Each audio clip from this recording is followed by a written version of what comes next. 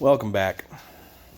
Back in the storage shed, and not much. I mean, we're talking. This is about March, 2019. I think the last update video I did was in June of last year, about a little more than 6 months ago, something like that.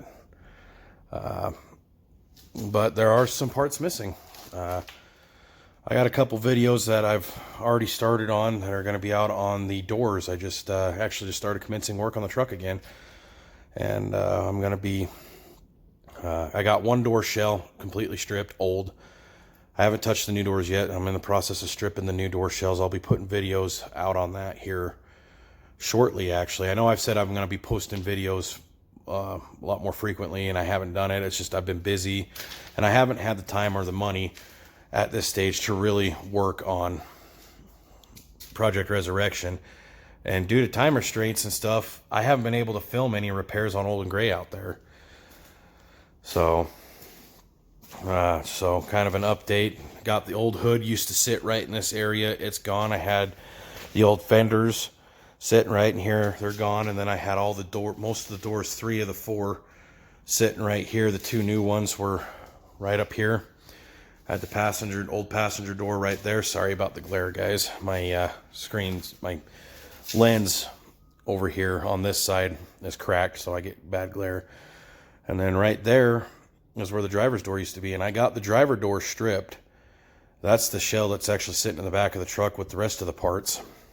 It's pretty well, it's stripped. There's not much left of it other than the shell, what I can actually salvage out of it.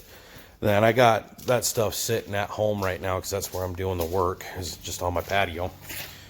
But I did manage to salvage this guy right here. This is the actual forward window channel, the wing window to tear out. It's held in by a couple of screws up here, right here, and right here that you access on top where the seal is. And then it's actually held in by a couple bolts on the back side here. You got to access after you pull the door card off to pull this out. So, but I haven't done anything with the 454 yet. And I got some plans on some videos on doing this, hopefully this summer. That's the old radiator, scrap metal that came out of the Chevy. About a year ago, last month is when I did it. Those are the brake rotors, the old ones, and the hubs that I did back in November. Again, I didn't get any video of that done, and I did a timing chain on that last summer as well, about June-ish. So those are some major repairs that I've done on it since. And then also, just recently, I think it was about January, actually. The December or January.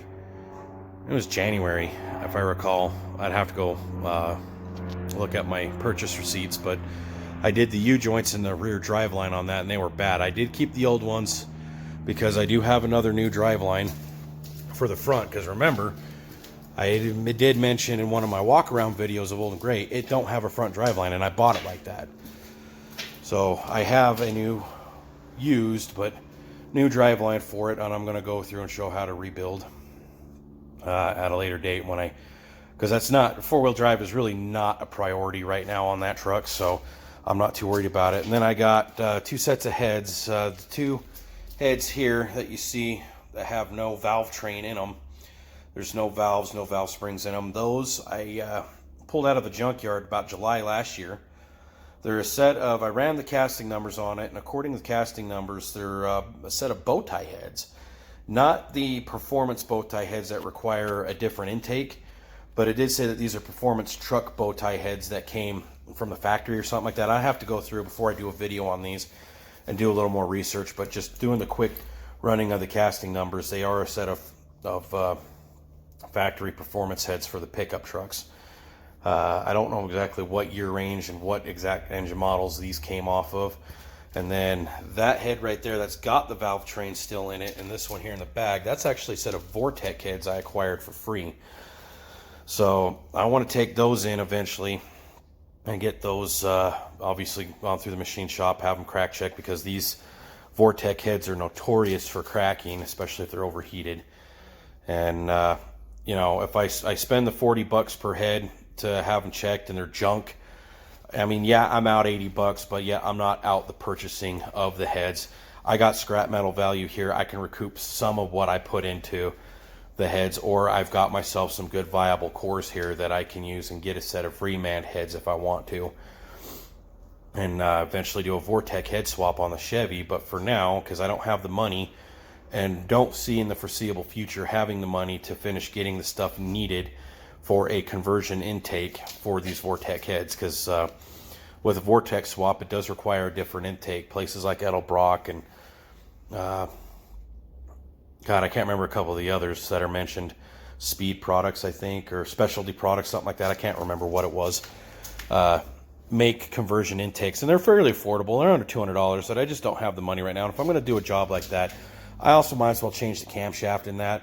And if I'm going to go that route, I'll change it over to a roller cam. But I want to find out for sure if that block's even roller ready, because I don't want to spend the $800 plus, or right around $800 to buy a conversion roller cam kit, because I don't have, I mean, I'm going to be doing this while the engine's still in the vehicle. The lower end is good. The rings are good. It's got good compression. All right, to an extent. It does have a head gasket, basically a blown head gasket. I'm just getting overpressurization of the cooling system. I did put some Barsleek liquid fix in there that I'm going to do. I might as well just do that now. I put that stuff in April last year, so we're talking almost a year. And it's done a pretty good job on, I'm not losing coolant. Before I put that stuff in, I was actually burning a bit of coolant. It was overpressurizing the cooling system to the point of where the engine would start to overheat. Now, I did able to get the few times the engine's overheated to get the engine shut down before it caused some major problems. All right. So I did put that stuff in. It's in a box. You can get it at your local auto parts store from Barsleek. It's roughly where I'm at. It's about $45 retail, and it's actually done quite well. I haven't lost any coolant, which tells me I'm not burning it. And I have noticed just recently I started seeing a little bit of, or smelling a little bit of exhaust in the coolant when I've had it running, because I still get a little bit of air in there. So on occasion I have to add coolant to it, but I haven't noticed a significant loss. So I can tell you right now, over a year or so, that stuff's actually worked. I will admit it has worked, and I've had some problems with, the only problem I've had with it is it's gotten in, and either I've got a defective cap, or that stuff's gotten in and has clogged the bypass, or the pressure relief valve in the cap that allows, once the system cools down, creates the vacuum and draws the coolant from the overflow tank back into the radiator.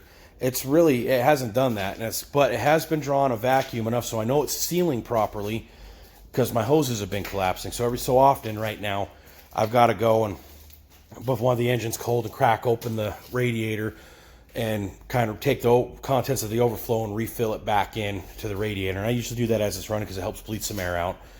Other than that, those are the only problems I have. And I can tell I can fix those problems by obviously flushing the system, putting one of these two sets of heads on there. And right now it's these stripped heads here. I'm going to take to the machine shop, have them gone through, whatnot, and then I'll be doing a head gasket series on that this summer here in a few months. I'm actually doing a little bit better financially to be able to constitute doing this type of a project, and I will hopefully be able to film that. A lot of this junk that you see back here in my storage shed's actually going to go bye-bye. My parents have got their own place. They're no longer living with my brother. So a lot of that stuff's going to go bye-bye. And hopefully maybe this summer I can start also working on this 454. As it's going to cost me more money to build this and to put it in that than it would be to do the head gaskets on the small block that's in it right now. So I'm going to do the head gaskets just to keep this thing running, make it a little more reliable, and then hopefully next summer I'll be able to have this thing built over the winter and be able to put it in the truck next summer. A lot of this stuff, this fan and fan clutch, I think I'm going to keep those for the time being, but the rest of this smog stuff that I deleted, that's going bye-bye. Some of the stuff in here, like this tube right here, is for the smog. I'm going to get rid of it. I got chunks of grill because it don't have a grill in it, so I'm going to be putting a new grill in that. Hopefully, if I can find one, because places online want ridiculous money for, they want ridiculous amount of money for those GMC and Chevrolet grills for those trucks. So I want to see if I can find one cheaper at the local salvage yard that's in good condition. I've got some new tools. This long ratcheting breaker bar, and then this one. This one's a performance tool from O'Reilly's, the ratcheting one. I've used it several times. It works great. Love it. And then this guy here is the same, about the same length. It's a Pittsburgh from Harbor Freight. I've yet to break one of those. I had a set of both metric and standard Allen keys here, Allen key sockets for the brakes and stuff. I will be going through and doing some more front end work on that, so I'll be able to video that stuff as well. Some of the other things we're going to do this summer is this core support's coming out, because I got to pull this whole harness out right here. This harness is pretty much junk. All right, it's been hacked on too many times. I know I've done some more videos on this in the past, but there's more stuff I've noticed. It's got this junk on it. I mean, look at all this hack work. This hack work is just ridiculous. I mean, look at this. I mean, that's a fire waiting to happen. That's a problem waiting to happen. So no, I'm going to go see if I can get a better harness out of a salvage yard. And if I have to Frankenstein pieces from that and pieces from this to make a good harness, I'll do that. I have no problem doing that, because you can't find these factory harnesses anywhere for cheap, if you can even find them. So yeah, this shit was hacked on by the Brine Shrimp Co-op so much that I don't trust using this. I've already started taking this out, if you can't tell, because it's just junk. I mean, they've taken it out of the loom right here. I mean, they got this garbage right here. That, I can tell you right now, is not factory. This has been hacked on right here. I just don't trust that. And then you look right here. This is the fuel pump relay. This wire is spliced in under this here and is supposed to go into that slot right there where my thumb is. All right. You go and you pull this relay out. All right, which I can't do with one hand, but where this wire was is melted. And there's got to be a reason behind that, and I would like to go through and fix that. All right, obviously something had too much resistance on this side, causing this to melt, or the relay had failed, causing this to melt. And I have to look at the wiring schematic, find out exactly what this wire powers. Is this being such it's a larger gauge compared to some of the other wires here? I'm thinking that this is a high amp side that delivers power from the battery through the relay out to the pumps, to one of the pumps at least, but to the pumps in general, I'm thinking. And they spliced it in with a smaller gauge wire than what this and what it is down here. All right, you look real closely, this wire right here is what's spliced. That's a thick gauge wire. This is a thick gauge wire. And then they splice it in with this slightly thinner gauge wire, and it goes all the way down to the frame rail. So I'm thinking it splices in somewhere down there. All right, that's how they have this connected. All right, so they basically pop this out of the relay, put this in, and so either bypass this relay, so this relay didn't even work. So yeah, I'm going to replace this whole section of harness, because this all ties in into this giant wad right here. And this giant wad is all connected here. And this right here is the engine harness. All right. Got my ignition module right here, the PIP connector here. All right. And it basically ends up right here. And I think also right in here. All right. All this will be coming out so I can go through this entire thing. All right. Because this is dangerous. I would not trust driving a truck with this type of a harness like this. I mean, I got a broken ground. Hold on, let me get up. I had a broken ground right there. That ground looks a little gnarly, but salvageable. Okay. And then I got two grounds right here that could probably be cleaned up. All right. But either way, I mean, look at this mess. What the hell were they doing right here? And granted, I understand it's an old truck, but this I've seen trucks this condition that have got wiring harnesses that look a lot better than this shit. All right, I don't know why the hell they were splicing into this. All right, I mean, this is the negative battery cable. All right, this is the positive. And at least they marked it with red for positive. But it doesn't look like they even bothered to replace this cable from the solenoid all the way down to the starter. So one of my goals by next summer is all these cables, negative, both positives, and this solenoid are going to be replaced once I get the fenders back on it. All right. All this emission shit, I mean, if I get to the point where I can register it next year, I'll probably just try to delete all this and be able to run the same plates that I'm running on my Chevy, so I don't have to worry about emissions, and I can get this on the road a lot sooner. But one of the other things I'm going to try to accomplish this summer is, I think, just remembering when we brought this truck over in June of 16, middle of the summer, it's hot, this thing overheated. All right, now I didn't overheat that much. It was showing signs of being hot, but not too hot. All right, obviously didn't show signs of any of that. I am going to run a compression test and see what I can do about running a leak down test on all the cylinders to just check the overall health of the engine thus far. But I'm thinking what the problem is that thermostat's been sitting in there so long that this thing's been sitting that it's seized closed, and that caused the engine temperature to get hot. Not to mention the coolant temperature sensor in this doesn't work, or at least the coolant gauge don't work. So the first thing I'm going to attack is the temperature sensor.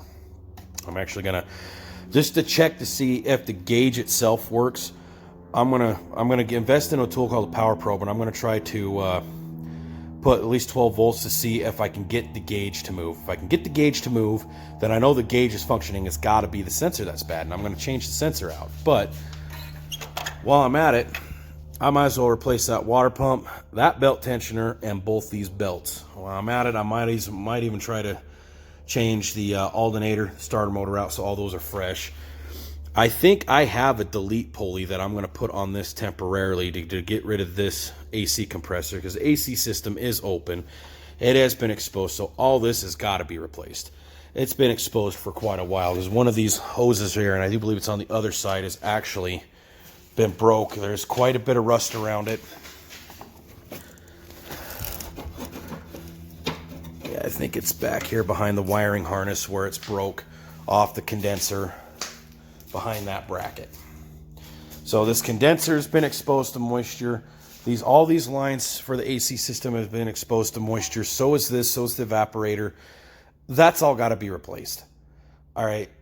But again, just to get this truck on the road, AC is not required for this truck to be drivable and to be safely driven.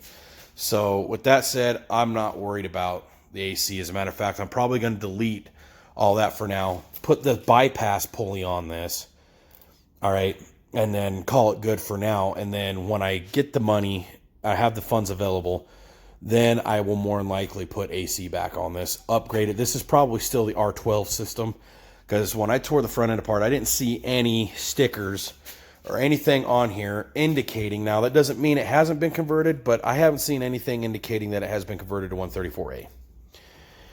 All right. It very well could be with these high and low pressure bungs right here being replaced for the high pressure or for the R134A system. I don't know. So, but when I get the new parts, they're all already going to be ready for R134A anyways, so I don't have to worry about that. The other thing is this radiator also leaks a little bit right around this tube, actually.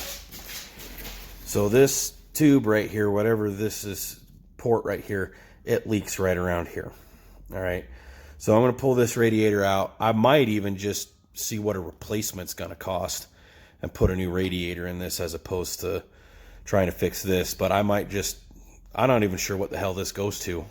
All right. If there's any sort of feature on these trucks that requires a line to come off right here, because this looks like the overflow line.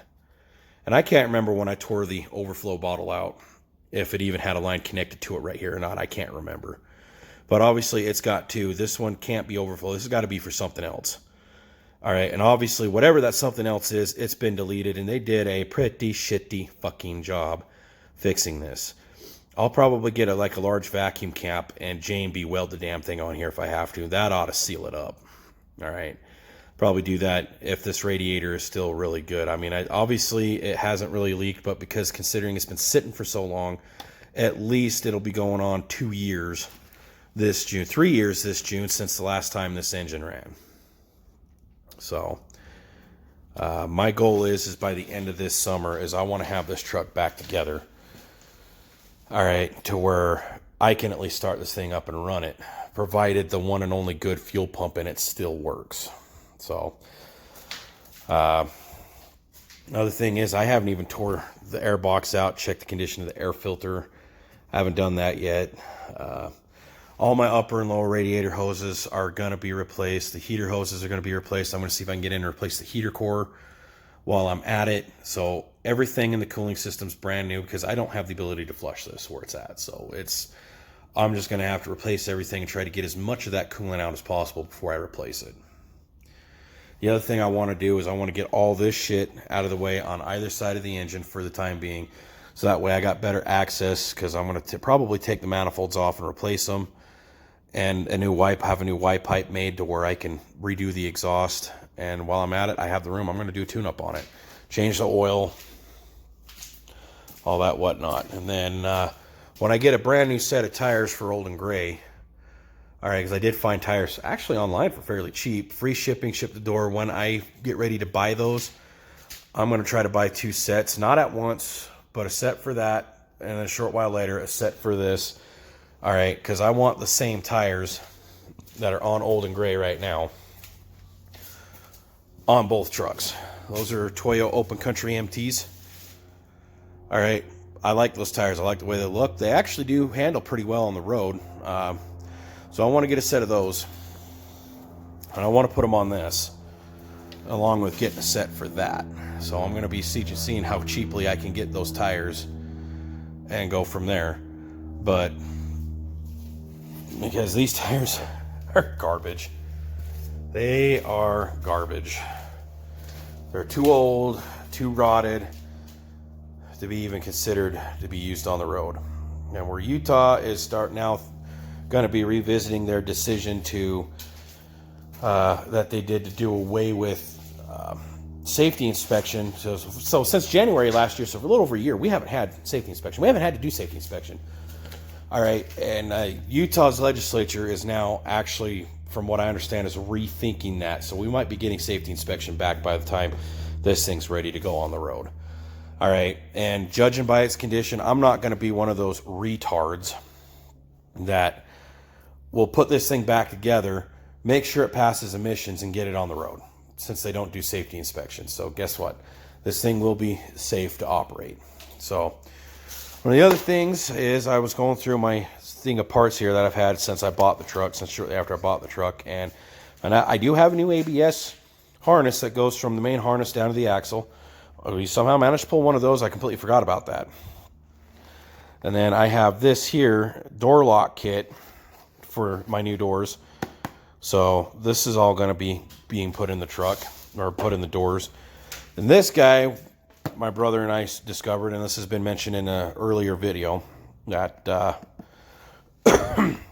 this right here is the multifunction switch for a non-tilt column, and we discovered we have tilt columns. We were under the impression that these trucks were somewhat basic and did not have tilt columns in it. So reason why I'm changing my multifunction switch is because my 4-ways down here, only half of them work when I turn them on, at least last I checked. So to eliminate the problem, I'm going to change the switch. It's new turn signals, and a new 4-way hazard is going in there. I have a receipt here, and I'm trying to figure out what it is. That looks like it's for my new exhaust, the muffler that's sitting back there. But I also have 2 sets of these. These are the wiper and headlight switches that go right there. So the other thing we're also going to try to accomplish this summer is I got the new dash. That's once I get the doors and the sheet metal hauled out, get this pigsty of a storage shed cleaned up, where I'm going to start by tearing out the column, the seat, carpet, getting this old dash out so I can restore these gauges. We're going to be doing some diagnostics on that right there, the environmentals, because the environmentals are the fans are stuck on defrost and I can't move them, which means there's a vacuum problem. I have to figure out where that vacuum problem is, make sure that my vacuum cans in the back are not bad, and then that also gives me access to change the heater core out. All right, and then that also gives me a chance to look at the floors. All right, make sure the floors are good and solid. If not, figure out a way to, I guess, rig them back together, because I don't have the ability to weld or anything right now. I have a welder, but as you can tell, I don't have electricity here. So kind of need electricity to weld. So figure out some way of being able to do this until I can get the truck out to where I can do the repairs properly. All right, because that's what I'm all about, is doing repairs properly. But I am willing to bend some things, and I am willing to cut some corners on a temporary basis to get shit done to where I can get down the road and be able to get the repair done properly. I know a lot of people have said that, all right, and have failed and have not come through with that. I get it, but I'm one of those guys where I want to do that because I want to put out some good content for you guys. You can tell this seat is completely shot, so it's going to be out of here. I got a couple ideas on that. Either find a seat the same color, it's in better shape at a salvage yard. As a matter of fact, the seat in Old and Gray is identical to this seat. It is a Ford seat. It's red. The interior, the seat color of the truck, of the seat inside the Chevy, is red, but it's identical to this. It is not designed for that truck, so finding a proper GM seat to put in that, and then swapping that, putting that red seat in this one. But I do have a seat cover, kind of closely matched color of the interior, that I'm going to go with, and that is right there. That should work for the time being until I can figure out a different arrangement for what I'm going to do with this. But my goal basically right now is, yeah, I wanted to do an SAS swap or solid axle swap on the front, get rid of that twin traction beam TTB garbage that's in it right now. And I wanted to put a lift kit and all that stuff in it, but I just don't have the money or the facility to be able to do that right now. So my goal is to basically just rebuild what I have, get it back to mechanically sound to where it's drivable, get good doors, fenders, hood, and get the interior fixed up enough to where I can actually start doing, I can actually drive it. All right, so that way I can actually park that out there, all right, that I know I keep panning over to.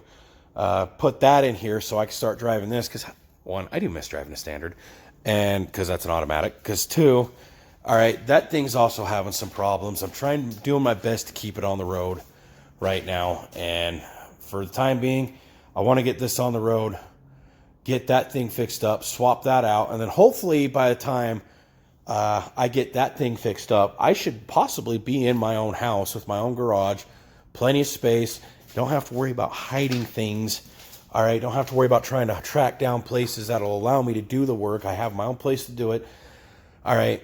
I can go back to driving that. I can pull this in and start doing the work that I want to do on this, such as the lift, changing body mount bushings, and doing other things to it. All right, is where I'm at with that.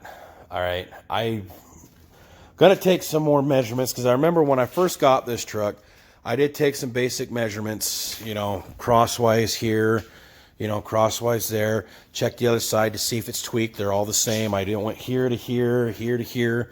I even went from that corner to this corner, that corner to that corner, just to see if this thing's square and symmetrical. As far as I know, the cab is square and symmetrical. Based on all the measurements were the exact same, all right? When I measured from that corner to this corner and from that corner to that corner, all right, same. Now, granted, they weren't the same, you know, from that corner to that corner, but when I went and measured from this corner to that corner, both these measurements here from that corner to the opposing and that corner to the opposing were the same. When I did the same thing from that corner, all right, to this corner, and from this corner to that corner, they were the same. I measured across. I did as many measurements as I can to make sure that this cab is not tweaked. And from what I can remember, and I'm going to redo it again to refresh my memory, but from what I can remember, this cab is not tweaked. So I shouldn't have an issue with my alignment going on. All right. So when I put the new doors on, I shouldn't have an issue with the door alignment. Once I get the doors realigned, I should be able to get the fenders on and get them aligned, and then I can put the front clip on. This for sure is going to be replaced. This piece right here on the driver's side is still attached to the fender. I got to cut that out, but my Dremel tool took a shit. So if I can get that off, I'll salvage it. If not, I'll probably pick another one up from the junkyard and put it on. All right, but I want to get this core support out of here because it is, you know, it does appear to be rotting, but considering it hasn't been out in the weather, it's really stopped the rot. I wouldn't say stop, but really slowed down the rot on it. But yeah, you can look, it's pretty bad. A lot of this stuff I want to, you know, clean up as much as I can. Plus getting the radiator and core support out of the way opens up the front frame rails, allowing me to do some cleaning and make it look good. It allows me to also, when it comes to certain wiring work and stuff, like I got this stuff right here, I can go through and redo all this. I think this is all goes to the hood. That's the hood light, and you know, I'm not sure what a lot of this goes to, but it does go to stuff. But it does allow me to go through and make it look good. All right, it allows me also room to go through all the vacuum stuff, make sure everything looks good. I want to take this box out, and I eventually want to clean it and repaint it. All right, same with these tubes on the outside here. Clean those and repaint them. If I can replace, you know, and then if I can find suitable replacements, brand new, I'll do that. And that's part of the reason why I'm doing this. Isn't just to, you know, put fresh fenders and doors on it, but I want to make it all look good. That's what I want to do. I want to make it all look good. All right. The other thing I want to do for the fuel system is eventually go through and change all these injectors out, clean the fuel rail, change the fuel pressure regulator. All right. Also change the idle air control valve, throttle position. So as many sensors as I can get to on this, which shouldn't be very many compared to modern engines, be able to get this stuff replaced. I do have a fan shroud that's also going to go in it. Another reason why I want to remove the radiator and the core support, because when I go to put that stuff back in, I can put the shroud back on. That will also help keep it cool. All right. I'm not going to convert this to electric fan like I did the Chevy. The reason being why I converted the Chevy to electric fan is for the sole fact that I couldn't find a fan shroud for it. And where I could find them, they were god-awful expensive. Several $100s for a piece of molded plastic. All right. I didn't have the time to go through and use a little bit of creativity and a little bit of ingenuity to be able to make one that will function properly. So I decided electric fan is going to be where the conversion is going to be, where I'm going with that route for the time being. All right, as I don't want, you know, I just didn't want to have any more headaches. The electric fan's actually working quite well. I like it. Eventually, this is going to get dual electric fans. The other reason being is why I'm not converting it to electric fans is the electric fans that are available at my work, all right, that I can get, are not designed to cool this big of an engine. All right. I could put an electric fan in the front here once I delete the condenser. But then again, when I go to put AC back in this, I'd have to do some modding to put an electric fan in this. I don't have that ability. The other thing that this has, see, there's the break right there in the AC system. All right. That is completely fucked everything. So, all right. So I go to put the AC back in this, I'd have to reconfigure my fan anyway. So I'm just going to keep this with the mechanical fan. And if it somehow need some extra oomph to cool it down, I can put a couple smaller fans here and here on the new condenser and be able to push more air through than what the mechanical fan can deliver. That should be more than enough. All right. One of the things that Hayden and even Flexolite have said about the fans that we offer is for big block engines and diesels, then you have to retain your mechanical fan, which I will be probably replacing that fan clutch. All right, even though this fan clutch feels good, it's got nice tension on it. Well, not really. It's got a dead spot in it. It's a little loose, so yeah, that's going to be replaced. That fan's going to be replaced along with the belts and stuff. So I'm just going to go through and do all the, basically at this stage, all the typical stuff you would do. Cap, rotor, wires, plugs, and coil. All right. Water pump, thermostat, belts, belt tensioner, and that fan clutch. I mean, honestly, at this stage I got it all tore apart. I might as well, while it's all tore apart, get in there and do all that. So I'm going to do that. So I'm hoping to accomplish quite a bit on this truck this summer. I'm actually hoping that this sorry state of the inside of this bed, most if not all these parts that I have back here that I've pulled, the new stuff, can be in this truck, including doors, fenders, and the hood can be out of here, on here, and hopefully maybe if the fuel pump don't go kaput, I can be able to come out here, start this thing, and even pull it out and drive it every once in a while, just around the storage unit place here, just to circulate fluids for now. But if I need to get in here, put more stuff in here, I can at least get in here, fire the damn thing up, back it out, and do what I need to do, pull it back in. That's what I want. You know, if I'm going to be starting to do engines and stuff in here, I would like to be able to fire it up, back it up a bit, and have more room up here instead of having to push it and then have to push it back, because I'm a lazy ass. I'd rather be able to drive it for now until I can get the rest of it done. All right, so that's kind of where I'm at. Is my goal this summer, by the time the cold weather sets in, probably around October, early November, all right, I want to be able to actually have this thing mostly put together, so that way over the winter and the cold months, I can be accumulating the rest of the parts needed to fix this. And I'm going to start from the back by doing the rear brakes, rear suspension. I've got a video detailing, you know, what I've seen now. I'm going to go back through and redo all this, but service the rear diff, redo the rear brakes, change all the brake lines because they're all a rotted mess and I don't trust them. New tires, obviously. I want to change the spring bushings on either side of the spring, so all the bushings in the rear are going to be replaced. New shocks, and getting the rear sway bar reconnected with new links painted and new bushings as well. So all that in the back is going to be done. All right. And then basically I want to do that next summer, and then next summer also do the front, complete front brake rebuild job. All the bushings in the front, shocks, sway bar, steering linkage. If there's any evidence that power steering is going bad, such as the pump or the box, get those replaced. If they don't need to be replaced, I'm not gonna replace them. Obviously getting the emissions hooked back up and getting the exhaust done. My goal is to try to have this thing on the road next summer. That is what I want, is I want to be able to put this on the road next summer. At least with the body wise, everything from the cab forward will actually look decent. It'll be technicolored, you know, like the old cartoons, Technicolor. You know, it'll be multicolored at that time because I don't have the ability to paint it right now, and it needs some body work. So, you know, the only thing body wise I want to do is get this massive ass crack taken care of. All right. I can't remember. I have to go through and review my other videos, but I can't remember if this crack has gotten longer or if this has remained the same. All right, so I want to be able to do that as well. I want to be able to get this dent, which I'm thinking is where the crack originated, is somewhere in this dent.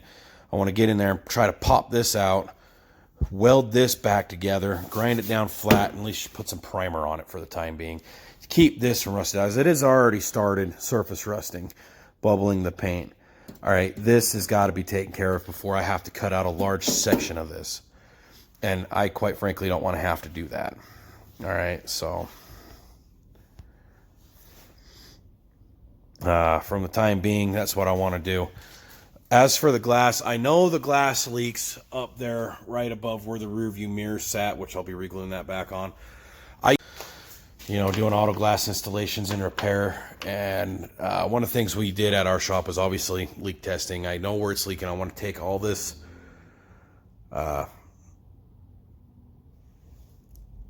Anyway, we'll finish that in a second video. Bye.